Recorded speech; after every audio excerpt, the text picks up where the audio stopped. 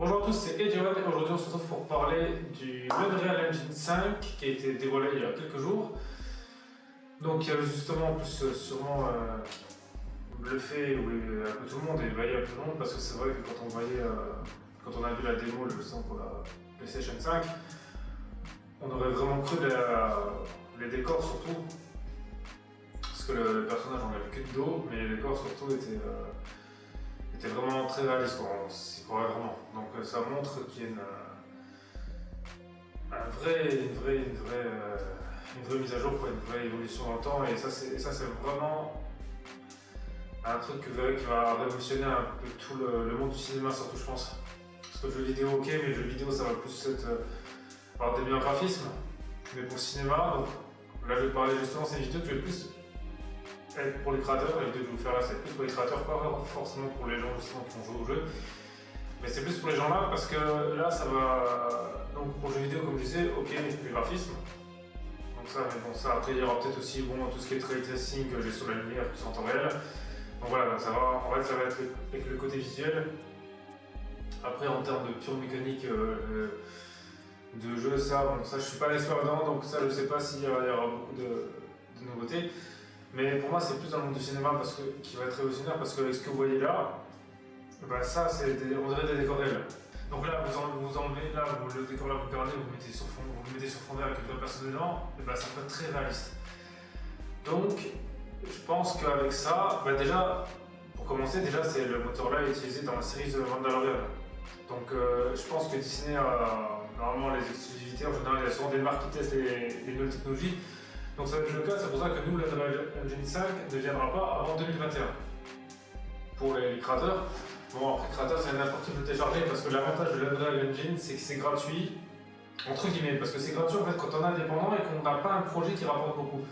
Je crois qu'il faut leur donner 5% à partir d'une certaine somme d'argent qu'on gagne avec soit notre chiffre d'affaires du studio, soit avec les ventes du bas de ce qu'on a créé avec. Donc déjà c'est la première chose à prendre en compte, mais je crois que Unity est payant à côté, donc c'est ça l'Unreal Engine, c'est vraiment ça le gros avantage, et puis en plus c'est un moteur qui est très connu, donc c'est utilisé dans beaucoup de jeux, donc pour revenir au cinéma, donc justement il a été utilisé dans The Mandalorian parce que justement ils avaient plus de fond vert, ils avaient des écrans LED et puis les décors étaient accrochés dessus en temps réel, donc comme ça au moins ça fait que l'avantage ils ont plus besoin de faire de post-prod. Dès qu'ils tournent, en fait, la post-prod, ils la font limite avant. Avant de créer leur décor, et comme ça, après, quand ils filment, ils ont déjà la luminosité de ça. Donc, en fait, ça enlève le post-prod, ça enlève qu'un seule chose, parce que les gens disaient ça enlève vraiment le post-prod complet, mais en fait, pas vraiment. La seule chose, c'est que la post-production se fait avant, donc c'est-à-dire qu'on crée le décor avant. La seule chose qui est enlevée, c'est en fait tout ce qui est recréer l'ambiance d'une scène, c'est-à-dire par exemple on est dehors, par exemple dans Star Wars il y a des planètes, je sais pas, il y a un coucher de soleil, la lumière est un peu violette, on va dire le sunset, le coucher de soleil, on va dire, un peu de lumière violette, voilà. Et quand vu que le Mandalorian est une armure, donc c'est-à-dire que les écrans vont permettre que ce soit directement une armure, soit directement une lumière violette qui soit sur lui. Et ça avant il fallait le faire en post-prod, ou alors il fallait sur le tournage recréer la même ambiance avec des lumières artificielles, ou alors il faut le faire en post-prod, donc il y a toujours moyen.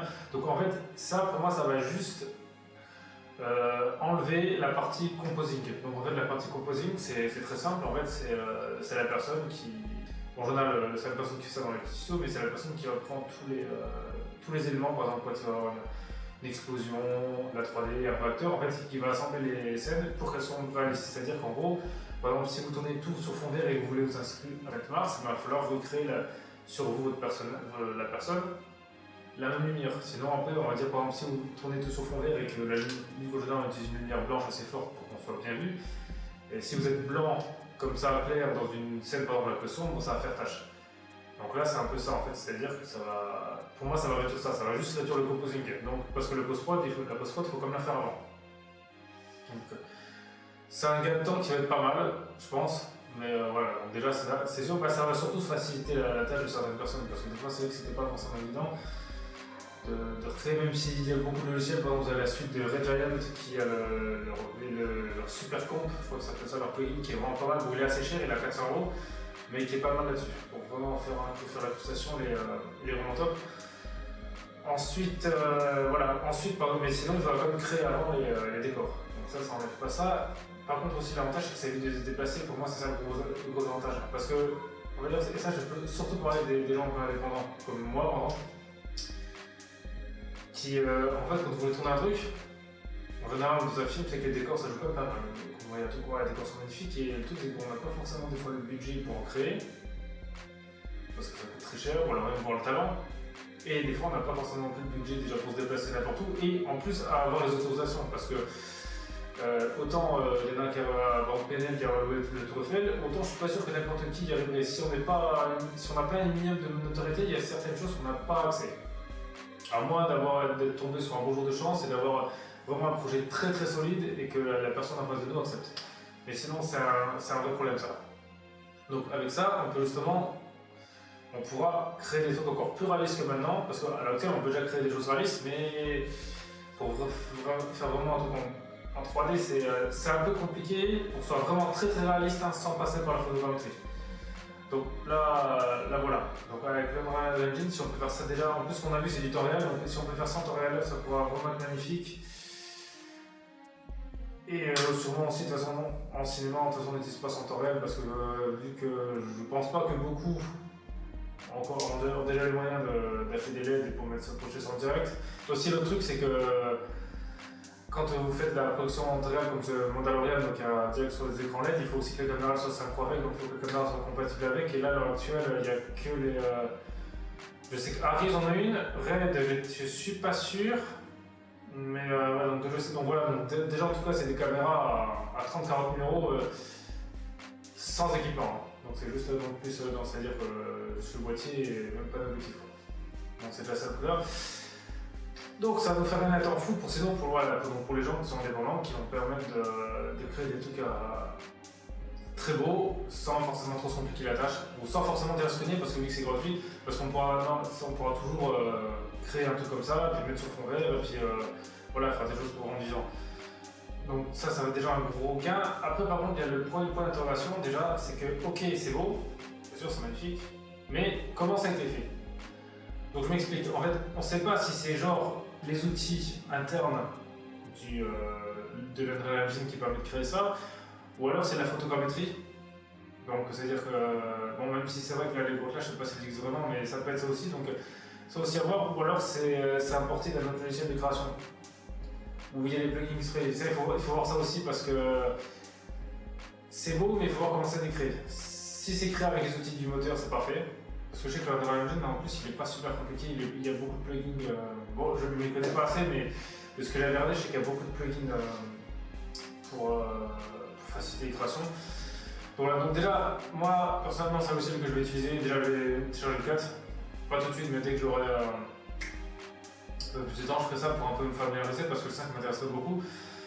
Parce que ça permettrait déjà de ne pas avoir un moteur de rendu payant, forcément, déjà, parce que là, sinon vous avez quoi en très bon? Vous avez Verey, Arnold et Mantra Houdini. Bon, Houdini, à voir si un jour je le prends.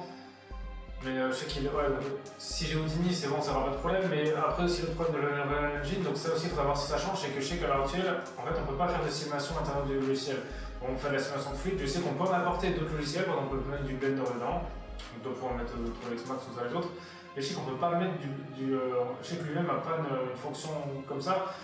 Donc pour créer du réalisme dans certaines scènes, ça peut être un peu compliqué. C'est pour ça que moi l'Unreal Engine à l'heure actuelle, d'après ce qu'on a vu, moi je le recommande que pour créer des décors. C'est vraiment ça, des environnements parce qu'il est vu que c'est fait pour les jeux, il est un peu plus simple que les autres là-dessus. Donc pour moi, ce serait vraiment ça.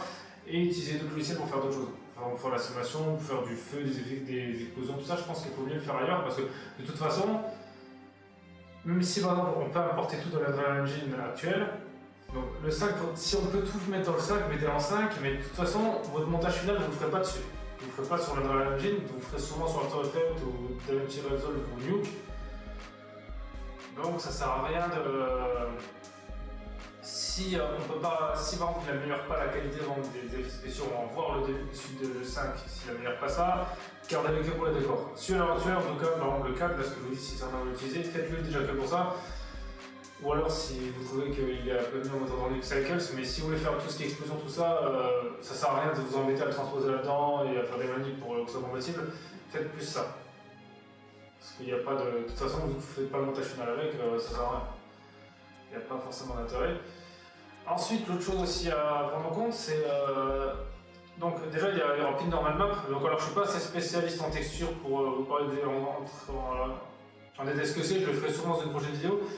Mais je sais que c'était un truc qui était un peu embêtant des fois à mettre quand on ne sait pas les bons raccourcis clavier dans Blender, par exemple, comme la texture, la normale. Et puis, vu qu'elle a une tête un peu bizarre, un peu violette, c'est un peu une. Donc, déjà, ça va être une grosse avancée technologique. Et ensuite, dans ce qu'on a vu, ils ont parlé de billions de particules. Donc, à savoir que les billions, c'est pas comme en France, l'unité de mesure est plus petite. Nous, en France, c'est milliards et millions. Eux, déjà, avec quelques milliards, c'est déjà des billions. Donc, c'est déjà différent. Après, pour vous donner une autre idée, il y a, en 2017, quand vous êtes sur Dini, vous faites une simulation de fluide de plusieurs billions de particules. Bon, je sais plus le nom comparé aux deux, mais bon, bref. Ça mettait 3 jours avec 16 cœurs. Donc 16 cœurs, à l'heure actuelle, c'est l'équivalent d'à 3950x à peu près. Voilà. Donc, ça fait déjà 900 € minimum pour mettre 3 jours. Donc, c'est sûr que maintenant on peut aller plus vite parce que maintenant il y a plus. Donc, déjà, vu que là ça risque d'évoluer pour avoir encore mieux, déjà, il sera limite, à moins que la génération AMD 4000 propose par exemple des 3900X, ça sera le 4900X, ça déjà des 16 cœurs, ça dans le coup. Sinon, il faudra limite déjà passer sur du Threadripper. Donc, je pense déjà qu'au Collab, c'est un processeur de 1000 €. Donc, si déjà on met 3 jours avec un processeur au prix là, c'est sûr qu'il faudra quand même investir parce que, comme je dis ça, c'est parce que si vraiment vous faites, je sais pas, une set complète et que. Parce que 10 secondes ça va très vite. Hein. Parce que si c'est genre encore vous faites une image fixe, mais bon, après il y aura un peu moins de réalisme, mais si vous faites vraiment une vraie image et regardez là, ça dure 1 minute 20, donc comptez, ça peut vraiment faire très long et si vous mettez des semaines et des semaines à faire le rendu, et ben c'est compliqué parce que votre PC sera un peu immobilisé, quoi. Même si vous avez énormément de RAM, vous ne pouvez pas faire 2 rendus en même temps, quoi. Donc c'est. Il faudra de la puissance, ça c'est sûr, c'est pour ça que la next gen va arriver avec une carte graphique, tout ça, qui vont être utiles aussi pour sur le rendu, faire la simulation, parce que justement, ça m'a étonné, en fait, ils ont parlé de particules. Ça va être le gros point à soulever, parce que, regarde, les particules, quand on parle de particules, c'est qu'il y a une simulation derrière avant de faire le rendu. Donc là, ça veut dire qu'il faudrait peut-être qu'il y a peut-être maintenant une simulation à faire du décor avant de faire le rendu final. Donc il y a peut-être ça à faire, et donc ça va rajouter du temps, et là, vous avez intérêt à avoir un processeur de fou. Sinon, vous pourrez passer des fois plus de temps à faire durant la simulation que le rendu, parce que des fois il y a des gens qui disent bon, le rendu c'est que la carte graphique à l'heure on en met plein, mais si derrière vous avez un processeur pas ouf, ok, le rendu va être super simple, vite, mais si la simulation elle met 3 semaines, ça va être pas ouf. Donc ça va être le gros point à regarder. Et après, de toute façon, ce qui moi je pense, c'est que vu la puissance qu'il faudra demander, à mon avis, pour les gens qui ne veulent pas investir beaucoup, ce ne sera pas en 2021, et à mon avis, l'arrivée de la DDR5, parce qu'étant donné que la simulation tout ce qui est simulation de processeur, tout ça, en général, même tout le temps, c'est la RAM et le processeur. Donc il faudra la RAM encore plus rapide pour aller plus vite. Donc c'est sûr qu'on pourra le faire actuel, mais c'est surtout à quel temps. Et donc ça va être ça, c'est vrai que Mais bon, c'est pour ça que si c'est ça, je vous conseille de faire que les décors là-dessus, parce que sinon vous allez passer limite plus de temps à faire votre rendu simulation que de tourner, quoi. Donc, même que d'avancer, donc c'est un peu compliqué. Donc ça va déjà, on va un peu le prendre en main pour voir tout ce que c'est. Mais en tout cas, c'est une très bonne avancée technologique et je suis sûr que grâce à ça, les studios de cinéma vont se déplacer de moins en moins et feront que ça, parce que se déplacer, s'il n'y a pas besoin de le faire, ça fait un gain d'argent énorme, pas besoin de faire un voyage, tout ça, pas besoin de nourriture sur place. De sécurité, parce que des fois on ne sait jamais où on peut tomber, parce que des fois dans les pays, les débits sont plus ou moins dangereux. Et une plus facile maîtrise, parce que vu que tout sera virtuel, c'est beaucoup plus rapide, parce que déjà dans la réalité, des fois on ne sait jamais, il peut y avoir d'imprévus, il peut pleuvoir, il peut y avoir des gens qui passent, il peut y avoir des pannes, tout ça, alors que là tout en studio, il risque pas grand chose d'arriver, donc ça va faire un gain de temps fou, et c'est pour ça que Star Wars ils vont tourner très très vite grâce à ça. Donc voilà. Donc voilà, c'était Edge de la chaîne AGUI. On se retrouve à la prochaine pour une prochaine vidéo.